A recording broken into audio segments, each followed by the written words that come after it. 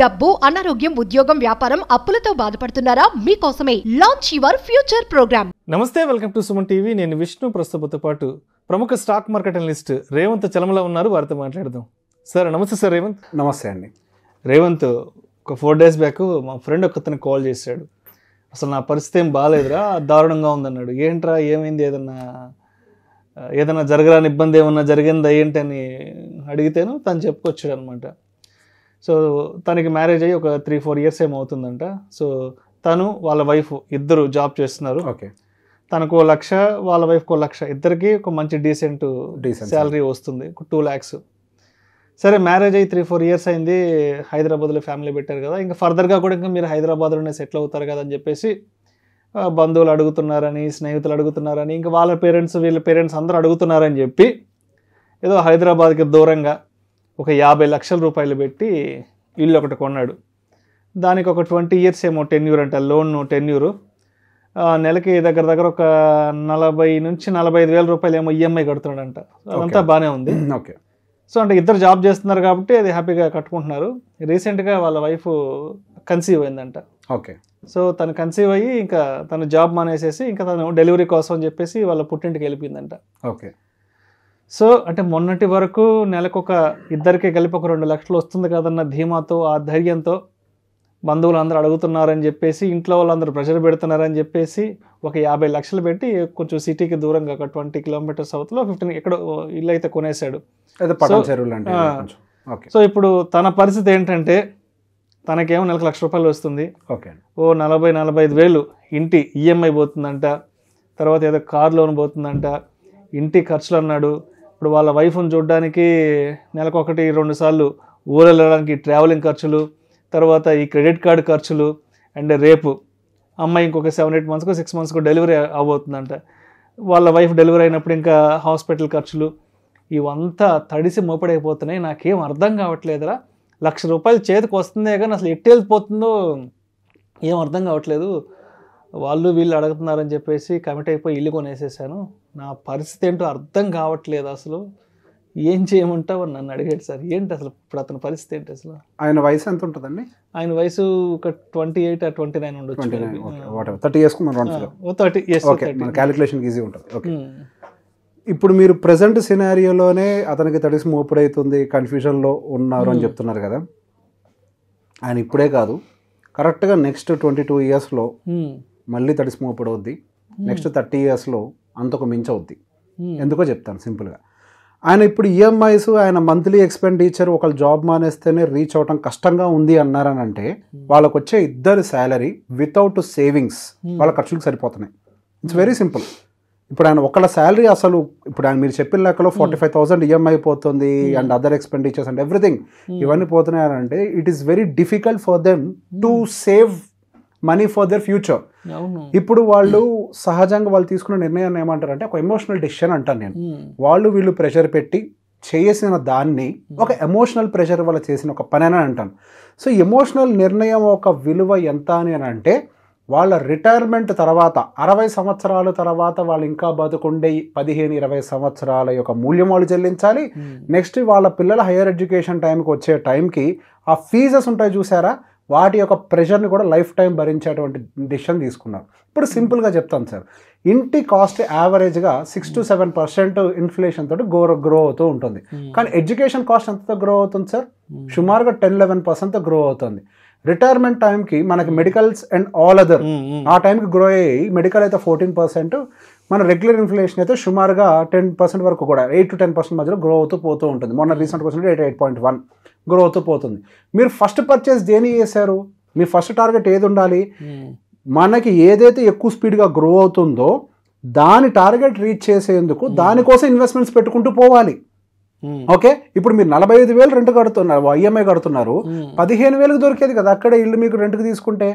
కానీ మీరు ఆ డబ్బుల్ని కంప్లీట్గా ఈఎంఐ రూపంలో పే చేసుకోవడం పోవటం వల్ల ఇప్పుడు ఒక్కళ్ళు జాబ్ మానేస్తేనే కష్టపడే సిచ్యువేషన్కి వచ్చారు. అండ్ మీ ఫ్యూచర్ కిడ్స్ కోసం మీరు పిల్లల్ని కంటున్నారు, మళ్ళీ వాళ్ళ కిడ్స్ కోసం సేవింగ్స్ని ప్లాన్ లేదు, అండ్ నెక్స్ట్ మీ రిటైర్మెంట్ కూడా ఎటువంటి ప్లాన్ లేదు. ఇప్పుడు ఇంకొక క్వశ్చన్ ఎప్పుడు అడిగేది నేను, ఎంతమంది ఎమర్జెన్సీ ఫండ్కి ప్రిపేర్ అయ్యి ఉన్నారు? ఇప్పుడు ఒక్కళ్ళు జాబ్ పోతేనే వీళ్ళు ఇంత సఫర్ అవుతున్నారని చెప్పారు. అదే వీళ్ళు ఎమర్జెన్సీ ఫండ్ అనేది కనుక ప్రిపేర్ చేసి పెట్టుకొని ఉంటే ఫర్ 6 months అట్లీస్ట్ ఆయన ఈ ప్రెషర్ నుంచి బయటకు వచ్చేసి ఉండేవాళ్ళు. అది కూడా ప్రిపేర్ చేసుకోకుండా ఫస్ట్ డైరెక్ట్గా ఎమోషనల్గా నిర్ణయం తీసుకోవడం వల్ల ఈయన ప్రాబ్లంలోకి వచ్చారు. సో ఫస్ట్ నేను ఒక సొల్యూషన్ చెప్తా. మనకు బ్యాంక్లో మారిటోరియం అనే ఒక ఆప్షన్ ఉంటుంది. సో మీ సిచ్యువేషన్ ఎక్స్ప్లెయిన్ చేసుకుంటే if bank manager agrees they will give you 1 year మానిటోరియం. మీరు ఫస్ట్ ఆ ఛాన్స్ తీసుకొని ఫస్ట్ దాన్ని ఆపండి. లేకపోతే మీకున్న ఈ ఫినాన్షియల్ సైకిల్లో ఇరుక్కుపోతారు. ఈ డెప్స్ ఒకదానికొకటి మీరు అప్పులు తెలియకుండా పెంచుకుంటూ పోతారు.